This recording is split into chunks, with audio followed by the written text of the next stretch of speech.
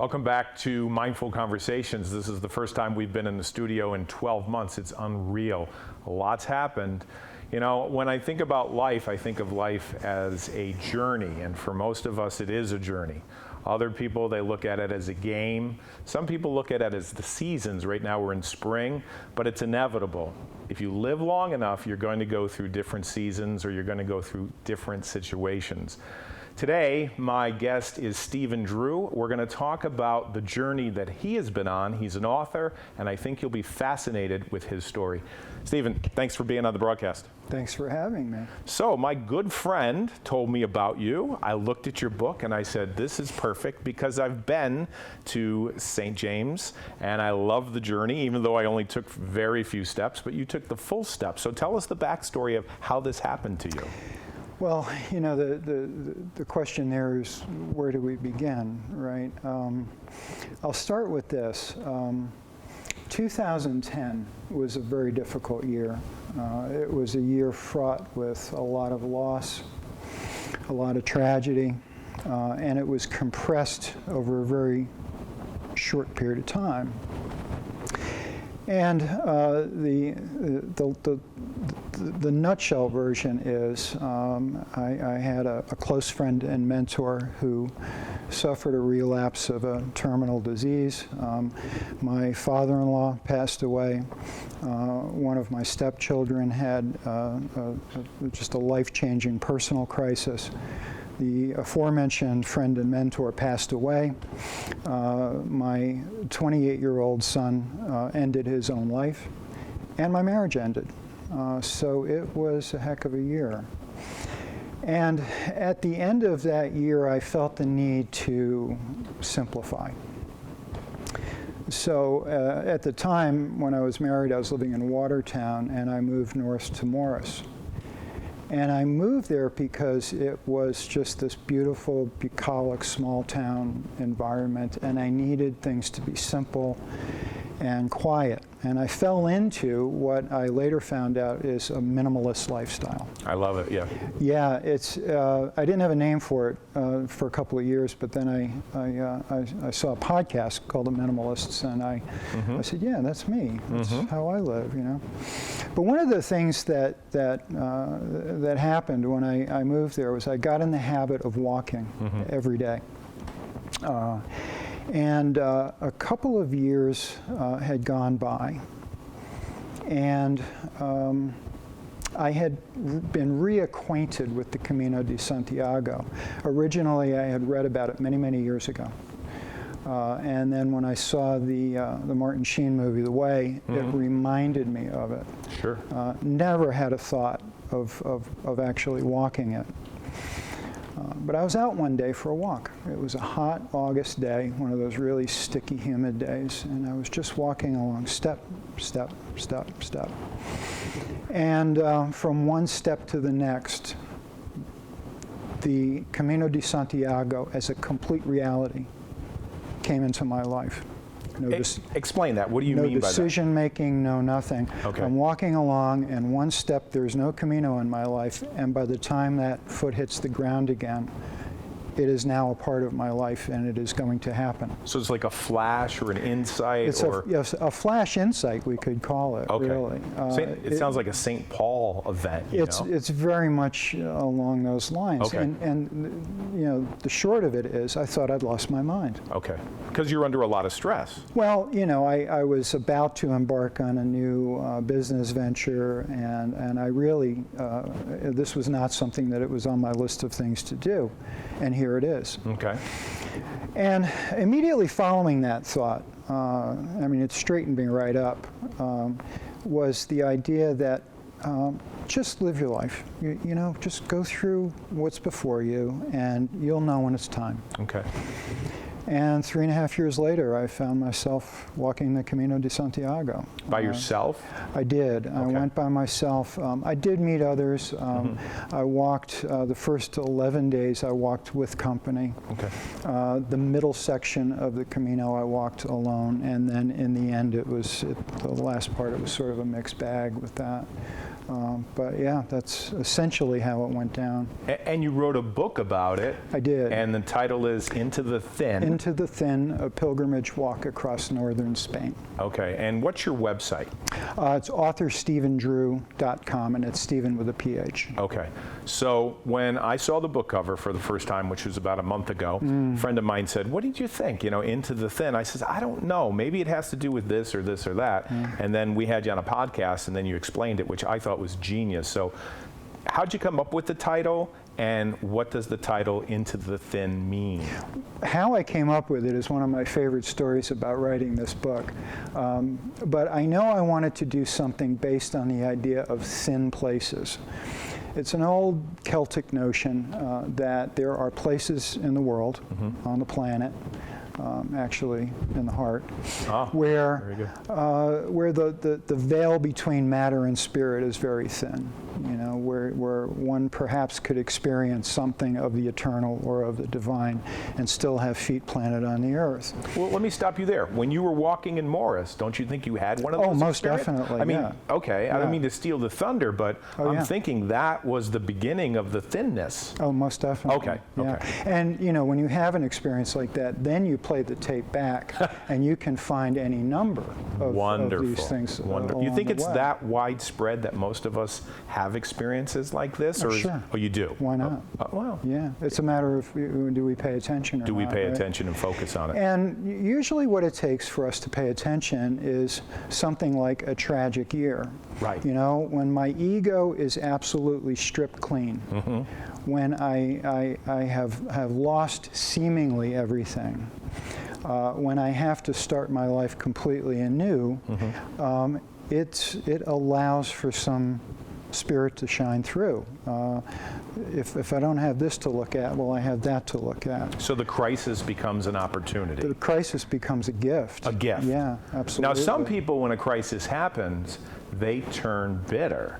And they turn negative to the world. It may be addiction, maybe it's just a downward spiral. It's a spiral that goes, right? But that didn't happen to you. No, and I really wasn't so disposed to be that way. Richard Rohr's got a great line on this. Pain untransformed is pain transmitted. And I don't want to be that guy to transmit pain to the world. So if you've been hurt or something terrible happens, you're going to push it out into the world. That's what he's saying? That's what he's saying. Right, if I don't live with that and experience that and come to understand it at the deepest levels, then very likely I'm not going to be a happy guy to be around. Right. So I knew I wanted to do something for the title with thinness. Right. And I was playing around with different things. I actually tried thin places, and I did the poor man's title search, which is go to Amazon, and there was about 6 titles with that. There was a yoga book, a diet book, there was all kinds of things, so that ruled that out.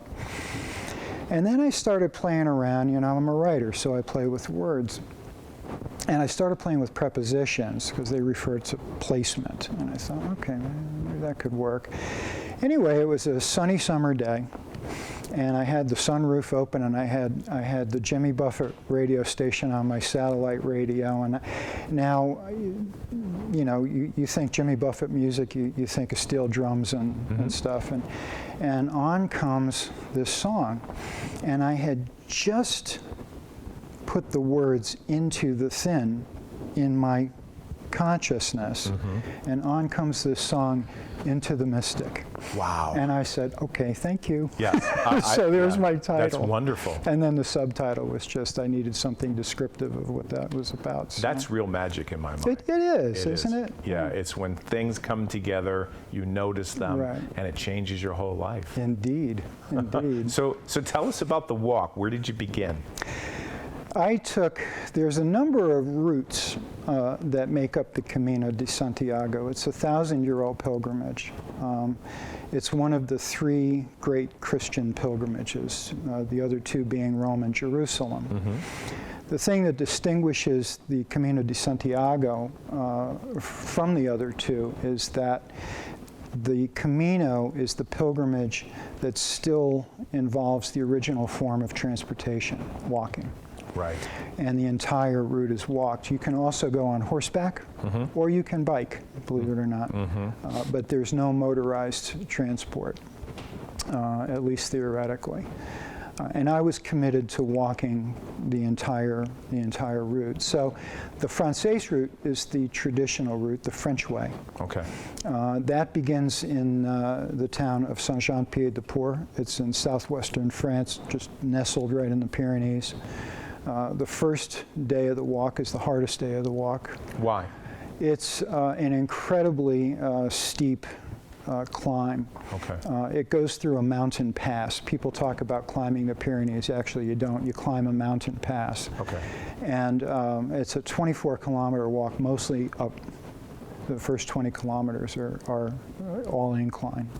So that's metaphorical. It is ascension, right? Okay. So you have a hard situation, and then you're ascending. I love Right. it. And the first day of my Camino, there was driving rain, wind, sleet, snow, and more wind. So That what's was the thoughts going through your mind when this is happening? Well, on the there are first many. day? You know, it starts out where it's the first couple of kilometers were nice and dry and everything is picturesque. I'm in the south of France. It's beautiful, Yes, right? it is. It I'm is. looking at the cows and talking to the cows, and they have cuckoo birds. In the spring, when I went, they sing to each other, and they sound just like cuckoo birds would sound. We don't have them in the States. They're just delightful. Wow. And you know, there's sheep and horses, and there's cowbells echoing, and it's beautiful. And then the rain came, and I thought, in the worst of that, you know, it's like in the book I refer to it being analogous to walking waist deep in a swimming pool, because the wind is coming and the resistance is coming. And I thought, okay, the ego's gotten me. What have I done? Oh my God, what have I done? Were you thinking of going back? Oh no, never. No, okay. because the mantra on the Camino is just no matter what, just keep walking. I love it. But there's 795 kilometers ahead of me, Right. you see. So Right. it's real easy to lose sight of just the steps before us. So that first day was really something. I bet. So I should probably mention the Camino happens basically in three sort of distinct phases, but they overlap. Okay. The first phase is typically in the period of the walk before the city of Burgos, and that's very much a carnal experience. It's about the body, but that's where it centers. So to either side of that carnal centering, there's mind, there's reflection, there's remembrances, and there's some spiritual phenomena as well, some awakening, some realizations. As you move in the middle of the journey from, say, Burgos to the city of Astorga, roughly, that's the wide open meseta, flat as a table, big sky. Most people do it alone. I've seen it. I've seen the trails, and it's just flat. It's like just fabulous. driving through Ohio, right? It's just The young Pennsylvania. people despise it. People my age, you know, if you've got a life to review, this is the place to do. So why do you think the contrast? When you're younger, you're just not thinking this way, or Yeah, you want to get through it. It's you not just want to get interesting. through it? It's so boring. It's mundane. boring, right?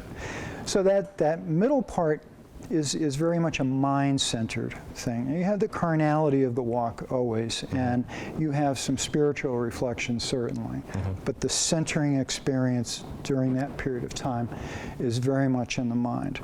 And then one transitions into the foothills and the mountains of Galicia, moving closer to Santiago de Compostela, and now the centering experience is in the spirit. Okay. And to either side of that, some carnal experience and some mind stuff. So that's sort of how the Camino typically plays out. That said, I should also say that every Camino is like a fingerprint. They're very unique, and it's you know, each person brings their life. Right. And so... Did you hear stories from other people that you met? Did they share why they were there? Always, yeah. Oh, they did. Yeah, So it's like a community. It's typically, yeah, it's a moving community, literally. All right. Literally and metaphorically. Sure. But the typical greeting is, so what brings you here? Exactly. And that's when you get into some remarkable conversations. And can you share some stories? I mean... I'll share one with you. I was in the town of Rabanal, and this was the stop just before the infamous Cruz de Ferro, where one goes to leave the stones. And I was having dinner there, and it was sort of a luck of the draw seating. You know, whenever you show up, you sit, and there's your table mate. It was a Hotel Rustica, and it was a French fellow sitting across from me. And he was very stoic. He was very subdued. And so I began the conversation. So, what brings you here? And he proceeded to tell me about his loss, that his wife had passed away a couple of years before, leaving him with 2 small children, and told me his story. And I listened, and I said, I'm so sorry for your loss. And he looked at me and he said, you've had a loss too. And I said, yeah, but how can you tell? And he said, it's in your eyes. And I lost it. I absolutely lost it. How? What happened? I was sobbing. Oh, yeah. It triggered everything. He got you. He got me. And I'm feeling emotional right now telling you about it, and this was 5 years ago. Right. It was one of those moments. So, about 6 nights later, I'm in another dinner, and it's a luck of the draw seating. And there I am sitting, and there's a French lady on my left. And she's got a companion that she's speaking with, and we start talking, and what brings you here? And she talks to me about her current Camino. She had walked it before. And she asked me what brings me, and I said, well, I'm afraid loss is a big part of it. And she said, yes, I know. And I looked at her and I said, excuse me? She said, I was sitting next to you in Rabanal. And she overheard the whole thing. Yes. So there's this, it's a good example of the intelligence of the Camino. Right. It will do things like that. Right. And that's one of many experiences I could tell you about where you just, you can't make it up. Well, this is interesting. When you go to work every day or you have a routine every day, Right. you're doing things without thinking, and you're in this routine and you're following these patterns. If you go away just for a weekend, or you go away to a retreat and you come back, you start seeing these patterns. When you do something like what you did, you're wide open. Because you are open to hearing messages that would never probably come to you, because it's very hard to get someone's attention when they're doing the same thing every single day. So how long was this journey? Was this a month? Was this 2 months? How long? Yeah, most people do it in about 5 to 6 weeks. Okay. I had 36 walking days, and I was on the Camino for 39 days. I took 1 rest day in Burgos and 2 rest days in León. So it was 36 walking days before I got to Santiago, and then I traveled on to Finisterre on the Atlantic coast. Now, what was it like for you when you got there? Now, I've been there, but I didn't walk it. I was in the area. I was leading a trip many years ago, but I saw people come through, whether they walked 10 miles or 100 miles or the whole thing. What was your experience as you came into the city? It's surprisingly anticlimactic. Really? The last day I walked, it was sort of bookends.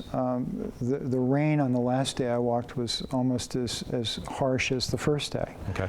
And for the most part, my Camino had been gorgeous weather. So I was tired. My back was sore. I was wet. I was feeling a little bit cranky.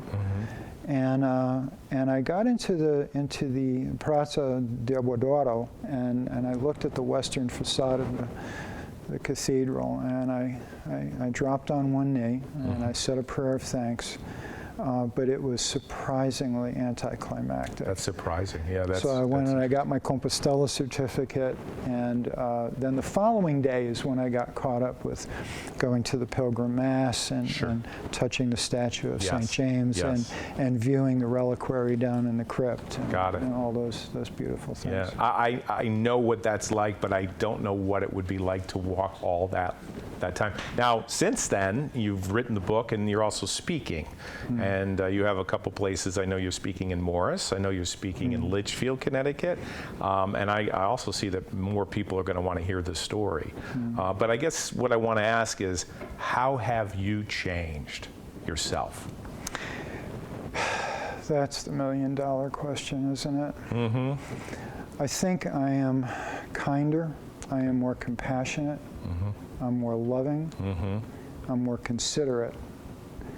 I'm more empathetic than I ever was before, and I'm quieter. I'm much, much quieter. Now, I don't know how much of that is owing to that little year from hell, or the resurrection that followed, but it has had a very profound effect. And you know, I'm of the belief that that anything that we experience in this life can be boiled down into one of two piles. It's either going to be fear or love. And I'd like to think that at least the predominant experience I have these days is living a loving life. So that's profound. You can't read about this and experience it. It's a journey. Yeah. You know, people look at the world differently, whether it's a game, it's a journey. I had my father, he used to say all the time, he went through the Depression, he used to say, life is hell. You know, that was his kind of way of looking at the world. Yeah. But do you still, or do you look at the world like a journey? Do you still see it that way? Oh, you do? Absolutely, Okay, every day. Every day. Yeah. My feet don't hit the floor until I've said some expression internally of thankfulness, and that works beautifully, because if I can start the day that way, it doesn't mean that I'm going to lose patience with the slowpoke driving in front of me. Sure. But it does mean that I'm going to consider certainly more than my view of the world. You know, that you know, this is a world of appearances. It's not necessarily how it really is. I agree. And so I sort of allow for that more than I ever have before. So certainly. Even though you went and saw St. James, you're telling me you're not a saint, that you're not perfect. I am definitely not a saint. Trust me on that. Yeah. Right. Well, you know, we're almost out of time. I would ask this: if someone wants to get a hold of you, like they just want to say, "Hey, how do I do this walk?" Or, you know, "I want to see your next lecture," or they just have questions. Like, I don't think you just roll out of bed and think, "I'm going to walk this walk." So maybe you would be able to be a good consultant. So how do people get a hold of you? Well, on my website, authorstephendrew.com.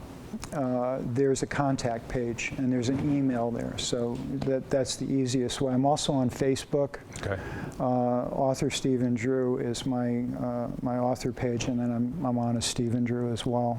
You can always reach me through that. But I love to hear from people who have read the book, people who are thinking about the Camino. It doesn't take much to get me to talk about that. Yeah, it's been wonderful. I'll just tell you, we went parts of it, and we traveled through Spain. We went up to France. It was a wonderful trip. It was a spiritual trip. But I always thought in the back of my head, this would be wonderful if I just landed in France and just walked it and took, you know, like 2 months off to do it. If you can do it. Yeah, yeah. I think it's a calling. I don't think. Very definitely. Yeah. I mean, you had a calling, and you know that. Yeah. I did, and most of the people I talked to did as well. And I don't know anybody that just goes for the heck of it. Right. They may go over there with that in mind, but they always come with something to walk home with. It sounds like it's transforming. Transcendent. And that too. Yeah. So we're out of time. Thank you so much for your time. Well, thank you. I really appreciate this.